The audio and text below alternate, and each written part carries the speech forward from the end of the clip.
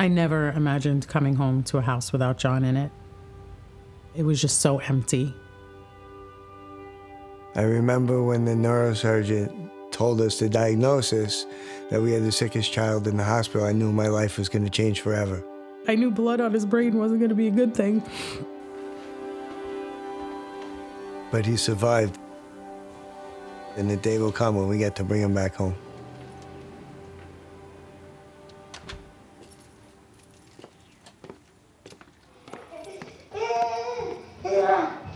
It was a couple days after John's 8th birthday. We were playing video games. I stopped to make dinner, so he was just watching TV. And all of a sudden, he was crawling across the floor, and the puppy was barking, and he started screaming, "I can't see, I can't see." And he just went limp and shrunk down to the floor, just grabbed the phone and called 911. Within a minute of speaking to the doctors, they recognized that he had some type of brain trauma and immediately sent him in for a CAT scan. There was fear. There was a lot of fear in the beginning. First, would he survive? And then when we kind of knew he would survive, what was his quality of life going to be?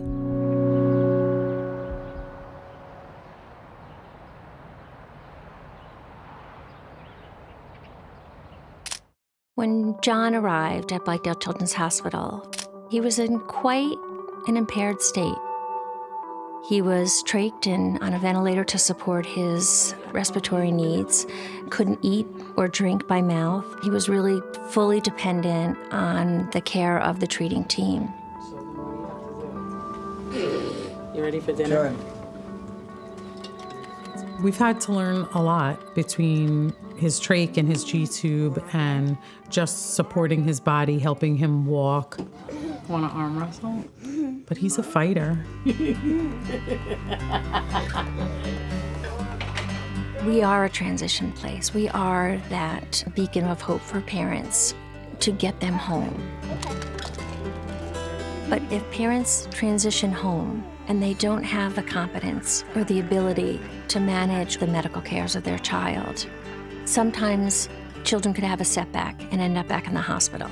Assess spontaneous respiration. So we looked at the entire process. How are we successfully going to train our parents?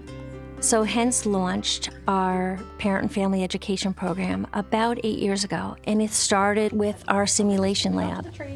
And reassuring him that everything's going to be okay. And suctioning should always. I think one of the most challenging skills for a parent is learning how to change their child's tracheostomy. It is their child's airway, so of course it's scary. Once a child is discharged from Blythedale Children's Hospital, their journey doesn't end. It brings you through a gamut of emotions, right? And part of it, you're excited, you're happy to have him home, you can't wait. And at the same token, it's scary because now we're bringing home a medically fragile child and we have to establish a whole new way of life. So what do you do when it sounds wet?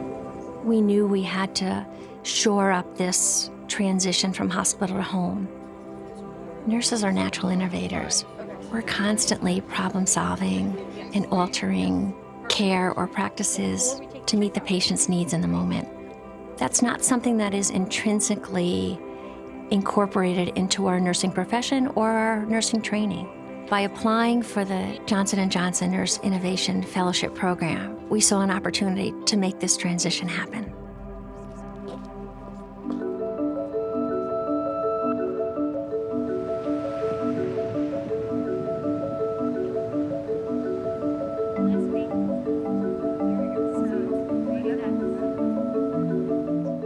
So an empathy map is really where you're going. Nursing innovation is really important to health and healthcare because nurses live in the problem spaces. They work in these areas every day, and so they see where the problems are, and they are the ones who can come up with the solutions. Where their problems are, and So as nurses, we are consummate innovators, and it's just providing that educational foundation and those resources to be able to help nurses take their ideas from bedside and scale them up. Start to see if a theme emerges. Johnson & Johnson has a long history of supporting nurses, and over the years, they really have committed to helping nurses be leaders in the health and healthcare innovation space and focusing on providing education, mentorship, and funding for nurses to learn and grow in this area. The most important phase of the design thinking process really is the empathy phase. What the Innovation Fellowship is instilling in our profession is to foster an opportunity for nurses to take that innovative mindset beyond the bedside. It took us on the journey of learning how to truly get to the root of finding an innovative solution. And hence was born our successful Transitions prototype. It's a video library of customized educational videos on how to care for that child, but it's also a communication connection between the community team and the hospital-based care team. So if there's questions in the moment, they can reach out through this application and be in immediate contact.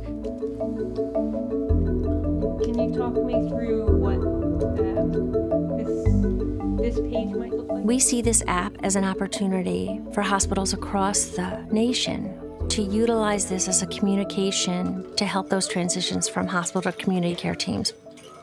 Do you want to ask us any questions about going home? No. It's only a matter of time before he's back home now. We've depended on the nurses a lot over this past year, especially in learning how to do so many of the things that we now do. Absolutely. I think nurses have the ability to make changes to healthcare because they're so close to the patients on a daily basis. They see the struggles they're going through, they see the challenges. Having their voice heard is amazing. Whether they have a team of nurses or it's just mom and dad, they really need as much support as possible. So having this innovative app that could potentially help support them is really important. What's your favorite thing about Blythedale? The nurses. Nursing is an amazing profession. Our connections to patients and families. It's a gift. Celebrating and encouraging that nurse innovation mindset is a powerful force. Our life has changed monumentally, but you know, this has given us new perspective on things. Been walking like amazing. I tell John all the time, you've overcome the biggest thing in your life you'll ever overcome. Nothing can stop you now.